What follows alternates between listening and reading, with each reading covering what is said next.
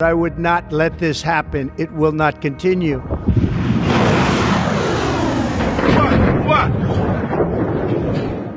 ইরানে operation epic Fury শুরুর আগে ওভাল অফিসে একটি গোপন বৈঠক করেছিলেন মার্কিন প্রেসিডেন্ট ডোনাল্ড ট্রাম্প। ট্রাম্পের সামনে একটি গুরুত্বপূর্ণ প্রশ্ন ছিল, যুদ্ধ শুরু করলে আসলে কি ঘটবে? সেই বৈঠকে মার্কিন গোয়েন্দা কর্মকর্তারা সম্ভাব্য বিপদের একের পর এক চিত্র তুলে ধরেছিলেন। ইরানের সর্বোচ্চ নেতাকে হত্যা করলে উল্টো আরও কট্টরপন্থী সরকার ক্ষমতায় আসতে পারে, বন্ধ হয়ে যেতে পারে হরমুজ প্রণালী, বিপদে পড়তে পারে মধ্যপ্রাচ্যে থাকা মার্কিন সেনারা, এমনকি বিশ্বজুড়ে ছড়িয়ে পড়তে পারে জ্বালানি সংকট।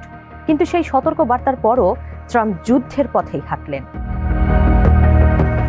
28 ফেব্রুয়ারি শুরু হলো যুক্তরাষ্ট্র ইসরায়েল যৌথ হামলা। ট্রাম্পের হিসাব ছিল প্রবল সামরিক আঘাতে দ্রুত ভেঙে পড়বে ইরান। কিন্তু প্রায় 6 মাস পর এখন দেখা যাচ্ছে গল্পটি এতটা সহজ নয়, বরং যে শঙ্কা যুদ্ধের আগে করা হয়েছিল সেগুলোর অনেকগুলোই এখন বাস্তবতা। মার্কিন গণমাধ্যম দ্য ওয়াল স্ট্রিট জার্নালের প্রতিবেদনে উঠে এসেছে সব তথ্য। ওভাল অফিসের সেই গোপন বৈঠকে তৎকালীন জাতীয় গোয়েন্দা পরিচালক তুলসী গ্যাবার্ডকে তলব করেছিলেন ট্রাম্প। প্রশ্ন ছিল সরাসরি, ইরানের সর্বাত্মক হামলা চালানো কি সত্যি যুক্তরাষ্ট্রের জন্য লাভজনক হবে? গ্যাবার্ডের কাছে থাকা মার্কিন গোয়েন্দা মূল্যায়ন ছিল যথেষ্ট সতর্কতামূলক। তিনি জানান, ইরানের সর্বোচ্চ নেতাকে হত্যা করলে দেশটি আরও কট্টর নেতৃত্বের হাতে চলে যেতে পারে। পারমাণবিক অস্ত্র তৈরির দিকে আরও দ্রুত এগিয়ে যেতে পারে সেই নেতৃত্ব। তুলসীর আরেকটি আশঙ্কা ছিল আরো ভয়ঙ্কর, হরমুজ প্রণালী বন্ধ করে দিতে পারে ইরান। বিশ্বের প্রায় 1/5 তেল ও গ্যাস বাণিজ্য যে পথ দিয়ে যায়, সেটি বন্ধ হয়ে গেলে শুধু মধ্যপ্রাচ্য নয়, পুরো বিশ্ব অর্থনীতি ধাক্কা খেতে পারে। সঙ্গে ছিল মধ্যপ্রাচ্যে থাকা মার্কিন সেনা ও মিত্রদের উপর পাল্টা হামলার শঙ্কা।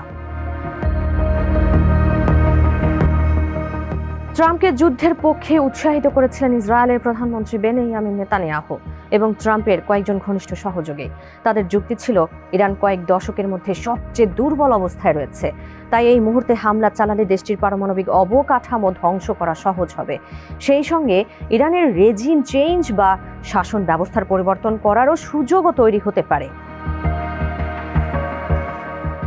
ট্রাম্পের সামনে যেন একটি বিরল সুযোগ হাজির করা হয়েছিল, একটি যুদ্ধ যা ইরানের পারমাণবিক কর্মসূচি ধ্বংস করবে এবং একই সঙ্গে ট্রাম্পকে ইতিহাসের একজন শ্রেষ্ঠ শাসকে পরিণত করবে। ভেনেজুয়েলার প্রেসিডেন্ট নিকোলাস মাদুরোকে অপহরণের পর ইরানকে কাবু করার এমন সুযোগ ট্রাম্পের কাছে তখন বেশ লোভনীয় মনে হয়েছিল। ওয়াল স্ট্রিট জার্নাল লিখেছে, মার্কিন ভাইস প্রেসিডেন্ট জেডি ভ্যান্স তখন তুলনামূলকভাবে সতর্ক অবস্থান নিয়েছিলেন। তার যুক্তি ছিল, ইরানকে আলোচনার মাধ্যমে পারমাণবিক কর্মসূচি থেকে সরে আসতে বাধ্য করার চেষ্টা করা যেতে পারে। সেটি ব্যর্থ হলে তখন সামরিক অভিযানের পক্ষে যুক্তি আরও শক্তিশালী হবে। অর্থাৎ ভ্যান্সের কৌশল ছিল আগে কূটনীতি, পরে যুদ্ধ। কিন্তু শেষ পর্যন্ত ট্রাম্প সামরিক অভিযানের দিকেই ঝুঁকে পড়েন। 28 ফেব্রুয়ারি শুরু হলো যুদ্ধ। এরপর আর ফেরার পথ ছিল না। মার্কিন ও ইসরায়েলি বাহিনী ইরানের সামরিক ও পারমাণবিক স্থাপনায় হামলা শুরু করে। ইরানের শীর্ষ নেতৃত্ব হামলার জবাব দিতে শুরু করে। ইরানিদের তাদের সরকার উৎখাতের আহ্বান জানান ট্রাম্প। তখন মনে হচ্ছিল হয়তো কয়েক সপ্তাহের মধ্যেই যুদ্ধের পরিণতি দেখা যাবে, কিন্তু কয়েক সপ্তাহ পেরিয়ে মাস গড়ালো, তারপর 6 মাস। ইরান আত্মসমর্পণ করল না। যে হরমুজ নিয়ে সতর্ক করেছিল সিআইএ, সেটি হয়ে উঠল যুদ্ধের কেন্দ্র। ইরান প্রণালীটি বন্ধ করে দেওয়ায় বিশ্বের তেল ও গ্যাস সরবরাহে বড় ধরনের সংকট তৈরি হয়েছে। জ্বালানির দাম বেড়ে যায় বিশ্বজুড়ে। মধ্যপ্রাচ্যের দেশগুলো যুদ্ধ দ্রুত থামানোর জন্য ওয়াশিংটনের উপর চাপ দিতে শুরু করে। এরই মধ্যে হরমুজ প্রণালীতে মাইন পেতে রাখে ইরান। যে আশঙ্কার কথা যুদ্ধের আগে গোয়েন্দারা বলেছিলেন, সেটিই যেন ধীরে ধীরে যুদ্ধের বাস্তবতায় পরিণত হতে থাকে। যুদ্ধে এখন পর্যন্ত প্রায় 3000 ইরানি নিহত হয়েছেন 18 মার্কিন সেনা, আহত হয়েছেন আরও 756 মার্কিন সেনা। ক্ষতিগ্রস্ত হয়েছে বহু মার্কিন সামরিক ঘাঁটি। কমেছে তেলের মজুত, চাপ পড়েছে মার্কিন অস্ত্র ও গোলাবারুদের মজুতেও। সবচেয়ে বড় কথা, যুদ্ধের রাজনৈতিক মূল্য দিতে হচ্ছে ট্রাম্পকে। মার্কিন জনগণের মধ্যে যুদ্ধ নিয়ে অসন্তোষ বাড়ছে। রিপাবলিকান নেতারাও আশঙ্কা করছেন, দীর্ঘস্থায়ী যুদ্ধ আগামী মধ্যবর্তী নির্বাচনে দলের জন্য ক্ষতির কারণ হতে পারে। সাবেক মার্কিন কর্মকর্তা ও জাতীয় নিরাপত্তা বিশেষজ্ঞ এরিক ব্রুয়ারের ভাষায়, এখন যা হচ্ছে সবই অনুমিত ছিল। স্পষ্ট রাজনৈতিক লক্ষ্য ছাড়াই যুদ্ধ শুরু করার যে পরিণতি, তা এখন হাড়ে হাড়ে টের পাওয়া যাচ্ছে। কূটনৈতিক ভুলের মাসুল দিচ্ছে যুক্তরাষ্ট্র। সবকিছুর মধ্যে একটি সরাসরি যোগসূত্র রয়েছে। জানা ছিল হরমুজ বন্ধ হওয়ার ঝুঁকি, জানা ছিল মার্কিন সেনাদের ওপর হামলার আশঙ্কা, জানা ছিল ইরানের আরও কট্টর হয়ে ওঠার সম্ভাবনা। তারপরও শুরু হয়েছিল যুদ্ধ।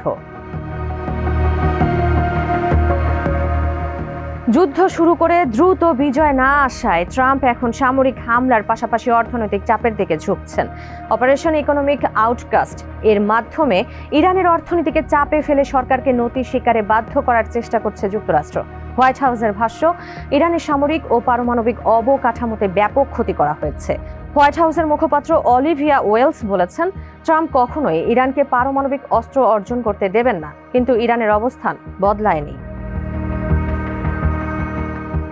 6 মাস আগে যে প্রশ্নটি ওভাল অফিসে উঠেছিল, তার উত্তর এখনো পুরোপুরি পাওয়া যায়নি। ইরান আত্মসমর্পণ করেনি, হরমুজ এখনো সংঘাতের অন্যতম কেন্দ্র।